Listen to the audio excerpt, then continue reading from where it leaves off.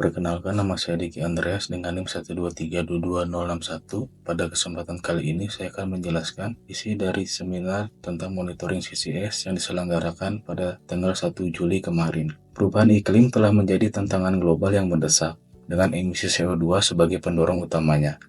Untuk mencapai skenario 2 derajat Celcius oleh International Energy Agency, CCS diproyeksikan memberikan kontribusi 14% dari total pengurangan emisi CO2 kumulatif secara global. Ini menunjukkan potensi luar biasa CCS dalam jangka pendek dan kemampuannya untuk mencapai emisi negatif. Khususnya di Jepang, terdapat potensi injeksi lebih dari 100 miliar ton CO2 di sekitar Kepulauan Jepang, setara dengan total emisi CO2 Jepang selama 100 tahun. Evaluasi terbaru berdasarkan data geofisika rinci telah mengidentifikasi 11 lokasi potensial untuk penyimpanan CO2 di Jepang. Meskipun potensinya besar, implementasi CCS menghadapi tantangan signifikan, terutama terkait biaya dan keamanan. Berdasarkan diskusi di Jepang, biaya CCS saat ini dapat menyebabkan kenaikan harga listrik dari pembangkit listrik tenaga batu bara sebesar 7-9 yen per kilowatt hour dan dari LNG sebesar 3-4 yen per kilowatt hour. Untuk menjadikan biaya pembangkit listrik bisa setara atau di bawah tenaga surya, biaya CCS perlu dikurangi hingga kurang dari setengahnya. Rincian biaya CCS saat ini di Jepang meliputi pemisahan dan penangkapan sekitar 5.300 sampai 7.900 yen per ton CO2, transportasi sekitar 2.300 yen per ton CO2,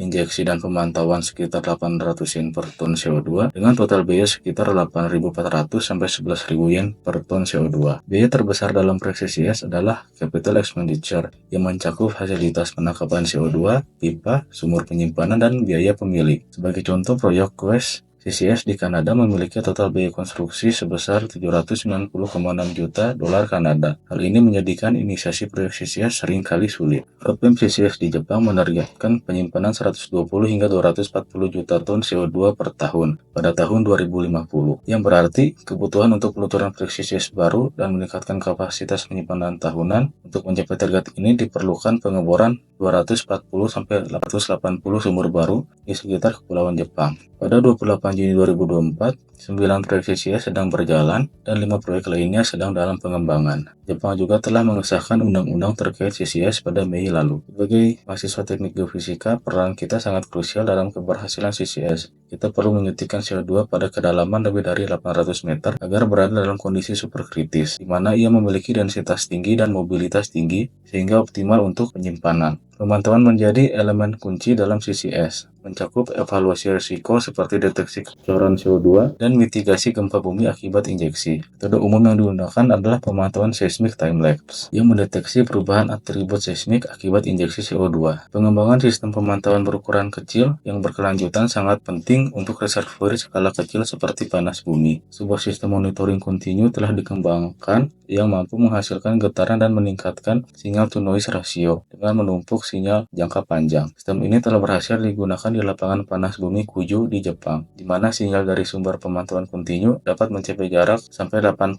km dengan penumpukan 2 bulan data. Teknologi Distributed Acoustic Sensing atau DAS menggunakan kabel serat optik sebagai seismometer, menawarkan kemampuan untuk meningkatkan jumlah penerima dengan biaya rendah dan mudah diterapkan di dasar laut. Sistem DAS dapat memiliki panjang 60 km dengan interval saluran 5 meter, sehingga menghasilkan sekitar 12.000 saluran. Pengembangan Portable Active Seismic Source atau PAS juga sangat menjanjikan. PAS adalah sumber seismik aktif berukuran kecil sekitar 0,1 meter yang dapat menghasilkan propagasi sinyal hingga 80 km. Versi yang di-upgrade mencakup PAS tipe lepas pantai dan tipe lubang bor. PAS dapat digunakan untuk berbagai tujuan, termasuk pemantauan reservoir CCS dan panas bumi, pencitraan di area terbatas, pemantauan bendungan dan tanggul sungai, area tanah longsor, dan bahkan lingkungan luar angkasa. Eksperimen PAS di lapangan gas telah menunjukkan propagasi sinyal hingga kedalaman 1 km menggunakan PAS dan DAS lubang bor, memungkinkan pemantauan reservoir penyimpanan CO2 pada kedalaman 2 km.